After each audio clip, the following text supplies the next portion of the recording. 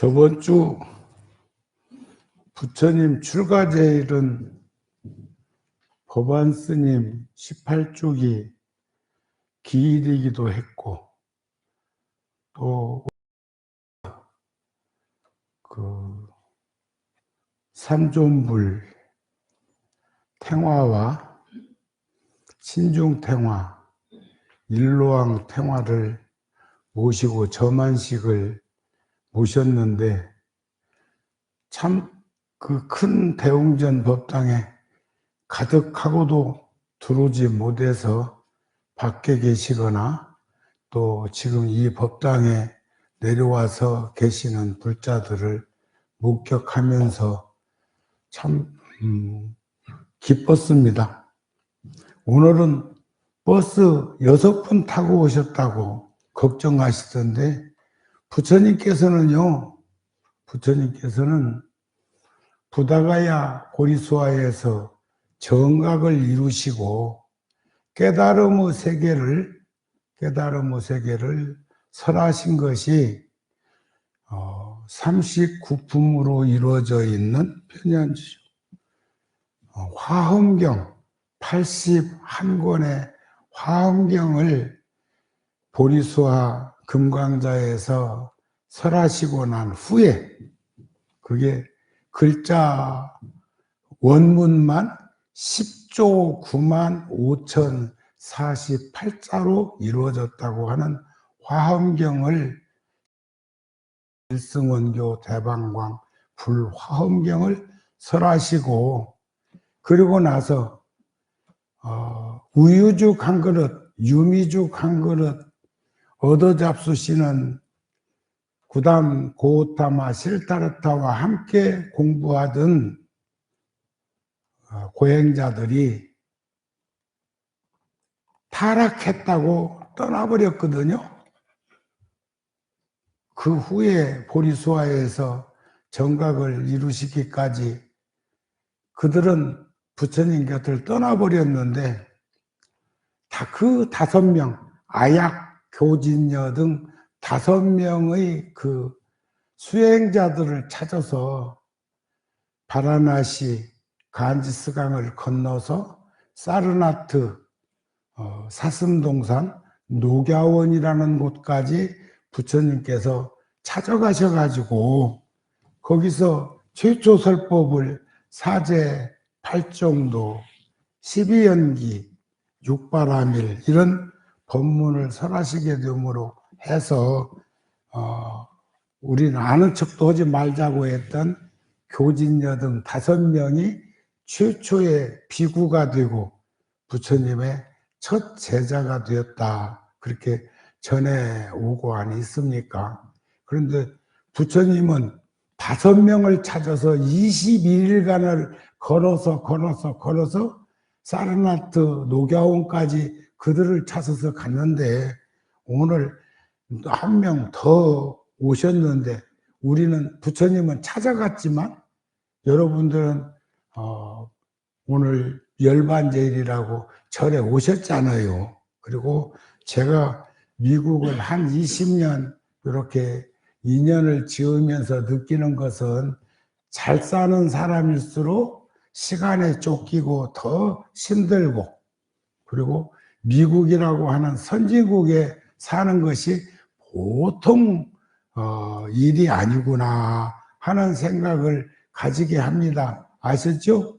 그러니까 그런 중에 우리가 이렇게 원각사에서 자리를 함께 하고 있는 여러분들하고, 주지스님이 저 디지털 카메라로 저와 제가 말씀드리는 이 소리를 녹화 녹음해서 유튜브 방송으로 인터넷을 통해서 알리면, 한국에서도 벌써 이 방송을 저번 주 방송을 듣고 왜 소리가 벅벅벅벅벅벅 끓이냐고 연락이 왔다가 그 한 2, 3일 후에 그것을 다시 녹음한 것을 다시 조정해 가지고 보냈더니, 그래도 그나마 아쉬운 대로 봤다고 하는 걸 보면 방송의 그 힘이 얼마나 중요한 것인가도 우리는 알 수 있는 것 아닐까 싶은 생각이 듭니다.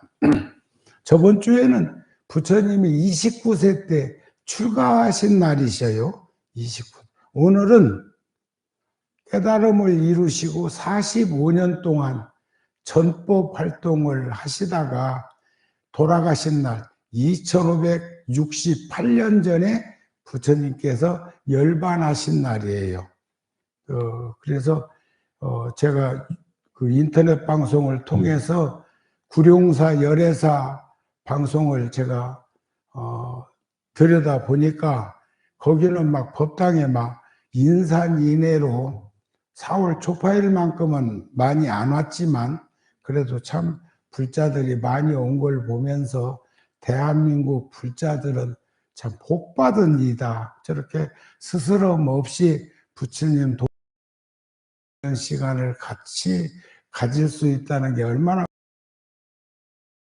삶이고 인생이었을까 하는 생각을 하게 되고 늘 해왔기 때문에 제가 이왕에 온 김에 열반제일까지도 하고 이제 가겠다는 그런 마음으로 오긴 왔는데 뭐가 틀어졌는지 오늘 본래 제가 예약한 걸 그대로 실행을 했으면 지금 여기에 없고 비행기 타고 한국에 돌아갔을 것입니다.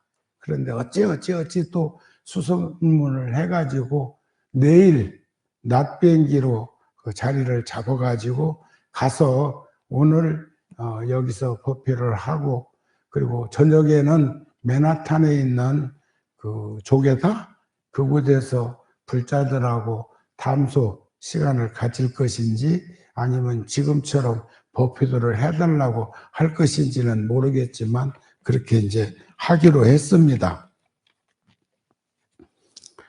인생 수업이라고 하는 그 서양 사람이 써놓은 엘리자베스 쾌플러 퀸스라고 하는 이가 써놓은 글에 보니까 내가 나로 존재하는 것 이런 글 중에 배움을 얻는다는 것은 자신의 인생을 사는 것을 의미한다. 지는 것이 아니라 세상을 더 자기 자신과 더 가까이 평화로워지는 것을 의미한다. 아무도 나에게 배워야 할 것이 무엇인지 알려줄 수 있는 사람은 없다. 그것을 발견하는 것은 나만의 여행이다 하는 그런 글이 있어서 제가 발췌를 해놨었는데 부처님께서 45년 동안 전법의 길을 걸으셨는데 4월 초파일 날 태어나셔가지고 29세 때 태자 카필라바스트의 왕자 태자의 자리를 헌신척처럼 버리고 임금이 될 자리까지도 버리고 그리고 출가를 했고 6년 후에 나벌 8일 날 깨달으시고 45년 동안 전법의 길을 걸으시고 오늘 2568년 전에 열반에 드셨는데 우리 일반론적인 상식으로 보면 부처님께서 출가를 해서 35살에 도를 이루셨을 때 우리들 생각 같으면 제일 먼저 금이 환향하듯이 고향에 가가지고 깨달음의 세계를 피력했을 거예요. 그런데 부처님께서는 6년 동안 인연 맺고 신세진 이들에게 4년에 걸쳐서 깨달음의 그 세계 인과를 말하고 연기서를 말하면서 그렇게 가비라고까지 가서 아버지 등 그 가비라국에 있는 많은 이들에게 깨달음을 일깨워 주실 때 출가하겠다고 부처님을 따라와. 그런데 공자님도 공자님도 제자들한테 고향에는 가지 마라고 그래서 고향에는. 어렸을 때 놀던 살던 그 품새를 알기 때문에 아무리 도가 높고 공부를 많이 했어도 대접 안 해줄 거니까 고향에 가지 말고 딴 데 가서 그 가르침을 전하라고 하시기도 했는데, 부처님은 출가 안 했어도 깨달음을 이루지 않으셨어도 태자요 그 나라 왕이 될 수 있는 분이었기 때문에 얼마나 많은 이들이 존중했겠습니까? 더군다나 깨달음을 이루셔가지고 그 정법원장을 전할 때 많은 이들이 부처님가 되어가지고 이제 그렇게 출가를 했는데, 부처님이 실질적으로는 4년, 6년, 10년 만에 고향에 갔을 때 아란 같은, 나우라 같은 그런 혈족들도 부처님의 제자가 되어서 스님이 되었는데, 부처님께서 열반경에 보면 내가 깨달음을 이룬 지 한 20년쯤 되었을 때, 한 55세 정우스 원각사하고 처음 인연 맺을 무렵쯤 나이였을 거예요. 제가 그때 찍어놓은 사진을 우연히 보게 되었는데 지금보다는 훨씬 싱싱해 보이더라. 그때도 난 굉장히 어른이라고 생각을 했고 그랬는데 외형적인 형상으로 보기에는 그때는 지금에 비하니까 청년이더라고. 청년. 55세면 나이가 적은 거 아니에요. 그러니까 부처님이 제자들한테 내가 깨달음을 이룬 지 한 20년쯤 지났을 때, 이거 매우 중요한 대목입니다. 잘 들어보세요. 누가 나를 좌우에서 안한팍으로 보자 보필하면서도 그러고도 이익을 잃지 않겠느냐.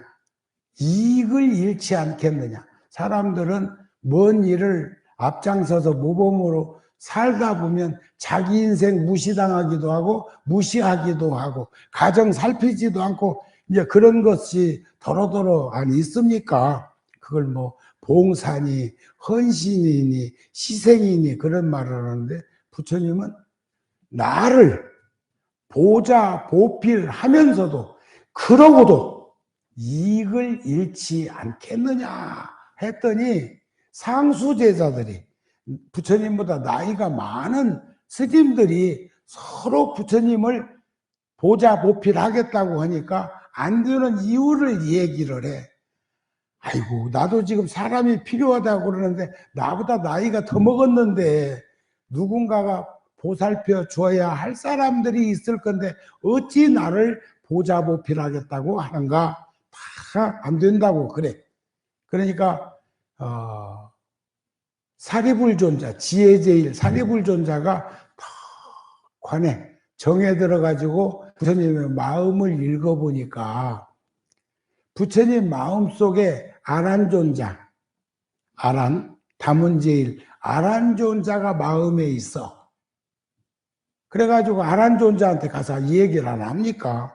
지금 부처님이 보자 보필할 사람이 시자가 필요하다 그러는데 다 안 된다고 하는 걸 보니까, 아란존자, 당신이 부처님 옆에 있어야 될 것 같소 하니까 아란존자가 이런 지하에 거절해버려.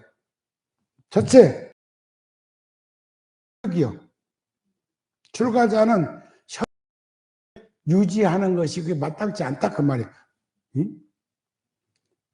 둘째, 부처님 가까이 하는 것이 마치 부처님이 어디 별청, 우리 어저께도 우리 저 점심시간에 저 별청 받아가지고 저 인도 식당에 가서 점심 먹었거든. 그게 별청이라는 겁니다. 별도로 절에서 공양을 먹는 게 아니라 나가서 먹을 때 시자한다고, 비서한다고, 보필한다고, 네, 거기 따라다니면서 맛있는 것이나 얻어먹어 옆에 있다고 하는 소리 듣기 싫다.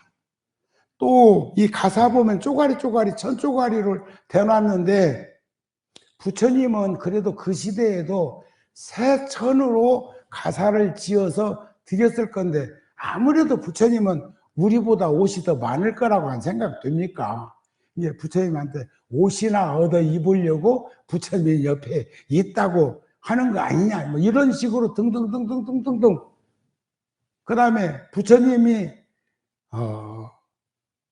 도를 이루시고 깨달음을 이루시고 4년 지나서 갑이라국에 와서 첫 법문을 하셨으니까 4년 전에 내가 출가하기 전에 하셨던 법문은 난 들은 바가 없으니까 부처님이 꼭 나를 필요로 하면 그거 개인 교습 다시 해달라. 부처님이 다 하게 이제 별청갈적에는 안 데리고 가겠다고 하고 옷 아무리 좋은 옷이 있어도 아란한테는 옷 안 주겠다고 하고 뭐 이런 식으로 전부 얘기를 해. 이 끄트머리 갖고는 또 뭐라고 하냐면 시도 때도 없이 부처님 처소에 출입할 수 있도록 허락해달라. 부처님이 그것도 승낙해 그래라. 그런데 마지막 열반하실 때 부처님이 아란을 칭찬하는데 한없이 지금 아란이는 울고 있습니다. 하늘에서는 막 천상 그 인간들이 막 부처님 이제 환지본처 돌아오신다고 저 도솔촌 내원궁이나 이런 데서 부처님 오신다고 막 풍악을 울리고 좋아하는데 인간 세상에서는 부처님이 떠나신다고 눈물을 흘리고 막 통곡을 하고 한없이 그러는 거예요. 아란도 역시나 마찬가지로 이제 그랬다 그 말입니다. 그때 부처님이 아란을 칭찬합니다. 그랬던 아란이가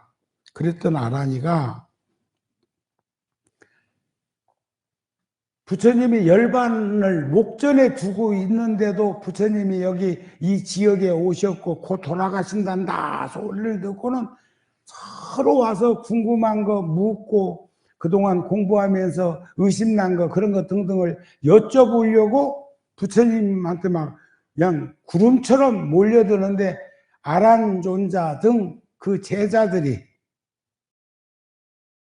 저 인도에 가면 달라이라마 스님이 법회 장소에 뜨면 막 5만 명, 10만 명, 20만 명 대중이 운집하는데 그 사람 다 만나줄 수 없잖아요. 그러면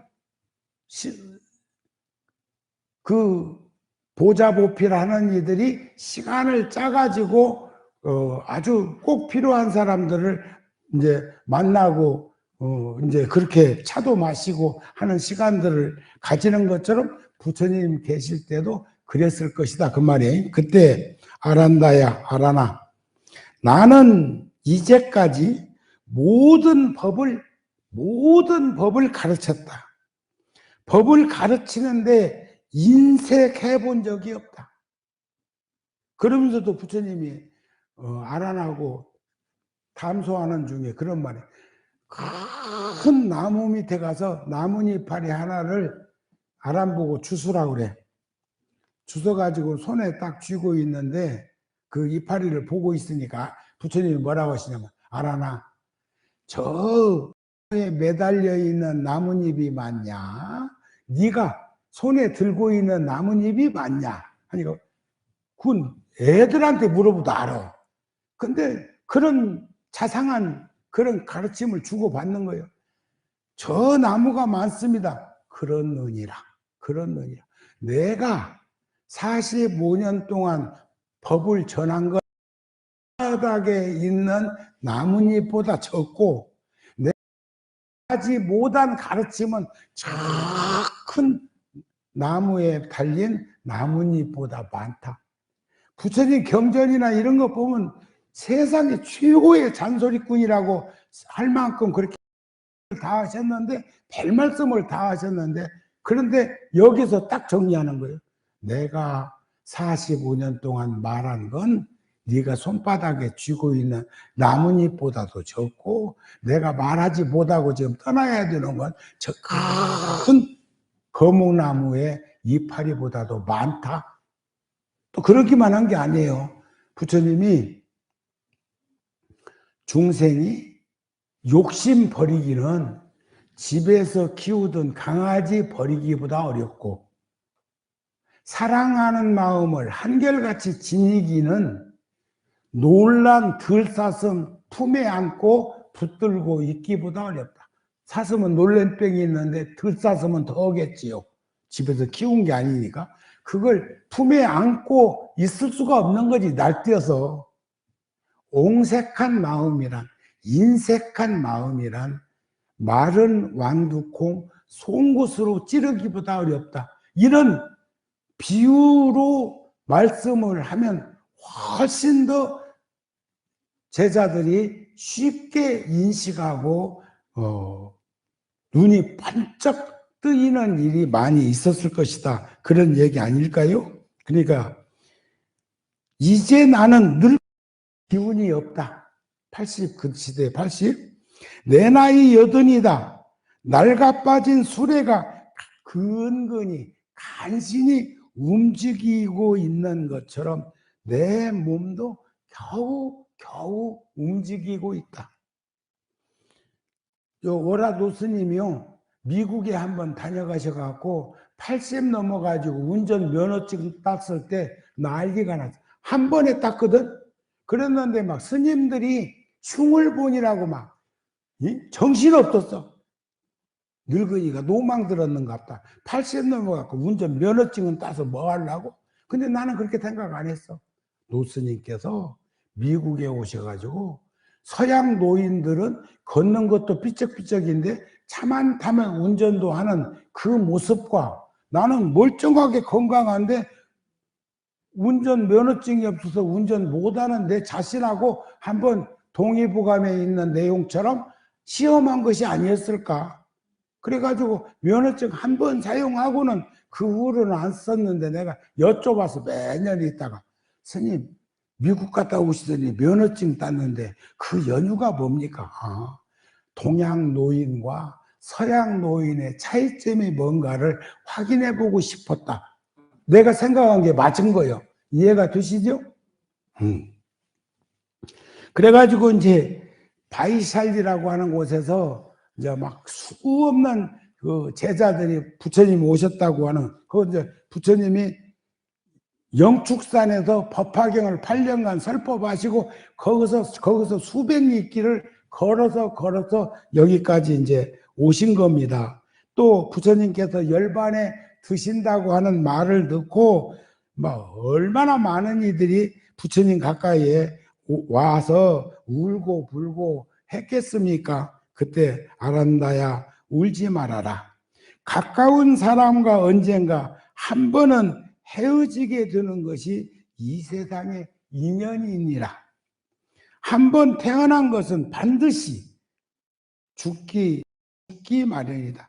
죽지 않기를 바라는 것은 어리석은 생각이다. 너는 그동안 나를 위해서 수고가 많았다.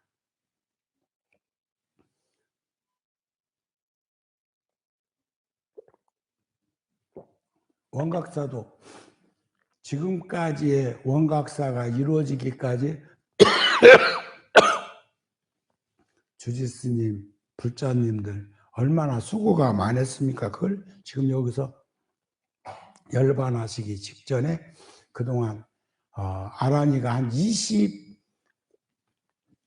지근거리에서 시봉한 건 한 25년 정도 모신 거죠. 그 전에도 부처님 제자가 부처님이 깨달음을 이루고 한 39살쯤 되었을 때 가비라국을 도착했으니까 그때 법문 듣고 출가를 결심한 게 아란이니까 상당히 긴 시간 그런 긴 시간 가졌지만 지금 현재는 부처님을 가장 가까이에서 그렇게 이제 보필하고 있었던 것은 열반하실 때까지 했다, 그런 말이에요. 그러니까 얼마나 키우던 강아지만 세상을 떠나도 쓸쓸하던데, 아라나 울지 말아라. 가까운 사람과 언젠가 한 번은 헤어지게 되는 것이 인지상정, 이 세상의 인연이다. 한 번 태어난 이는 반드시 죽기 마련이다. 그대는 그동안 나를 위해 수고가 많았다. 내가 떠나간 뒤에도 더욱 정진해서 성인의 자리에 오르도록 하여라. 성인의 자리라는 것은 팔정도를 의미합니다. 정견, 정사유, 정어, 정업, 정명, 정정진, 정념, 정정, 이 팔정도를 성인의 도라고 한다. 그런 말씀이에요. 그러니까 또 아란이가 슬픈 상태에서도 부처님이 열반에 드시면 장례식은 어찌하오리까?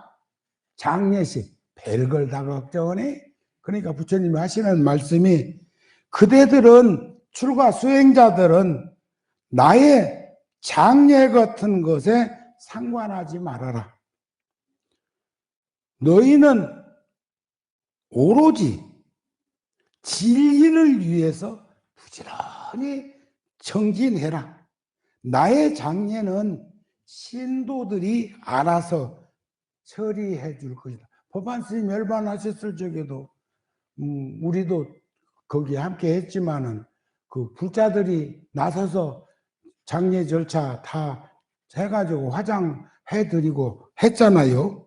그래서 이제 부처님이 열반에 드신다는 소식이 전해지자마 또 그 밤에 그 야밤에 막 사람들이 많이 와가지고 부처님을 뵙기를 청하는데 아란이 그런 이들이 차단을 하니까 부처님께서 진리를 알고자 찾아온 사람을 막지 말아라. 그들은 나를 괴롭히기 위해서 여기에 지금 운집된 것이 아니라 내 마지막 설법을 듣고자 온 것이다. 그들은 내 말을 들으면 곧 깨닫게 될 것이다. 그리고 다정한 음성으로 그동안 내가 설한 내용에 대해서 의심나는 것이 있으면 물으라 그러죠. 의심나는 것이 있으면 가끔 이제 불교대학 같은 거 경전 공부 같은 거 할 때는 시간 터울을 두고는 또 질의문답도 이제 하는 지금이 적절할 때다 그렇게 얘기를 합니다. 거듭거듭 말씀하셨지만 어려워 말고 물으라고 어서들 물으라고 그때 아라는 대중들을 대신해서 부처님 가르침에 대해서 의문 사람은 없는 듯 싶습니다. 부처님 하시는 말씀이 그대들은 저마다 자기 자신을 등불로 삼고 자기 자신을 의지하여라. 진리를 등불로 삼고 의지하여라. 자등명, 법등명이라는 말이죠. 이 밖에 다른 것에 의지해서는 안 된다. 그대들은 내 가르침을 중심으로 서로서로 화합해서 의지하고 잘 살아라. 그런 얘기입니다. 내가 떠남을 보고 그것을 죽음으로 알지 말아라. 열반이라는 말은 번뇌가 일어나지 않는 걸 열반이라고 하고 번뇌를 끄는 건 해탈이라고 그러는데 번뇌가 일어나지 않는 열 아니니라. 이 가르침 내게서 멀리 떨어져 있어도 천년 있어도 제가 이럴 때마다 자주 쓰는 그 노랫말이 있죠. 대전발 0시 50분이라는 노래가 있는데 1절 2절 사이에 그런 말이 있어요. 마음이 지척이면 천리도 지척이요. 마음이 천리면 지척이라는 그런 말이 1절과 2절살이 가운데에 들어있는 것을 보면 우리 트로트도 참 법문이 많이 들어있구나 를 하게 됩니다. 그래서 항상 나와 함께 하는 것이다 그랬어요. 그러면서 죽음이란 육신의 죽음이라는 것을 잊지 말아라. 죽음이란 육신의 죽음입니다. 육신은, 이 몸은, 4대 육신은 부모심으로 늙고 병들고 죽는 것은 어쩔 수 없는 일이다. 동의하세요? 공감하십니까? 또 그러기만 한 게 아니요. 부모에게 받은 것이기 때문에 우리가 죽음을 맞이해야 되지만, 부모가 나를 통해서, 자식들을 통해서 끊임없이 이어져 있는 걸 보면 죽어도 죽는 게 아니요. 그것도 잘 살펴보셨으면 좋겠다. 열애는 육신이 아니라 깨달음의 지혜이다. 육신은 여기에서 죽더라도 깨달음의 지혜는 영원히 진리의 길에 살아있을 것이다. 내가 말한 이 가르침을 그대들은 스승으로 삼아라. 모든 것은 터담나니 무상하나니 게으르지 말고 부지런히 정진하여라. 참, 부처님 이게 열반경에서 마지막 설하신 대목 중에 하나이기도 합니다. 부처님 자상하시죠? 그리고 절대로 우리가 죽음을 맞이하는 것은 죽음이 아니야. 자식들이 지금 배를 이어서 분신으로 있는 것도 봐야 하고, 나도 물려받은 몸은 그렇게 떠날 수밖에 없다는 것을 알아야 되고, 그래서 본생경, 끝으로 본생경에 보면 가족의 죽음은 곧 우리들 자신의 한 부분의 죽음을 뜻한다는 것도 알아야 돼. 가족 누군가가 세상을 떠나면, 왜냐하면 전부 연결되어 있으니까, 4대 육신이라는 게 이어져 있으니까. 그리고 우리들 차례에 대한 예행 연습이라는 것도 알았으면 좋겠어요. 현재의 삶에 대한 반성이기도 하고, 인생은 불확실한 삶의 과정이지만 죽음만은 틀림없는 인생의 매듭이기 때문에 보다 엄숙할 수밖에 없다. 이런 가르침을 우리는 잊어버리지 않고 살면 부처님의 열반제의를 맞아서 이렇게 한번 같이 깊이 들여다보는 그 이치가 확연하게 드러나지 않을까 싶습니다. 이렇게 오래 하려고 안 그랬는데 길어졌네요. 참 부처님 참 자상하시고요. 정우 스님이 별거 아닌 것 같아도 만만치 않은 사람이거든요. 부처님의 이런 가르침들이 저를 늘 간직하게 안 했으면 지금까지 한 60년 절에 살았는데 스님 했겠어요. 진즉에 이 좋은 세상에 나가서 활개쳤지. 그런 거 보면 부처님이 참 굉장하신 분이고, 또 수없는 스님들, 선배 스님들의 살아오는 삶의 그 모습이 얼마나 거룩하고 장하면 대를 이어서 살겠는가 싶은 그런 마음을 불자들한테 전하면서, 여러분들도 과거에 불보살님이나 선지식이나 큰 스님들이 살았던 그런 행적들을 눈여겨보면서 우리도 당당하고 떳떳하게 살다가 스스럼 없이 잠시 갔다가 다시 이 세상에 옷깃만 스쳐도 지중한 인연인데, 부모 형제 처자권속으로 맺어진 그 인연이 하루아침에 단절 안 됩니다. 또 태어나면 또 가까이에 서로 몰라 그렇지 같이 어울려서 살 수 있는 그런 인연이 기다리고 있다는 것을 믿고, 우리 서로 그렇게 그런 마음을 저버리지 말고 잘 살았으면 합니다. 오늘 6명 버스 타고 온 것 절대 걱정하지 마세요. 부처님은 기간을 걸어서 5명 찾았었는데 여러분들은 여기 오셨잖아요. 그러니까 늘 건강하시고요. 고맙습니다.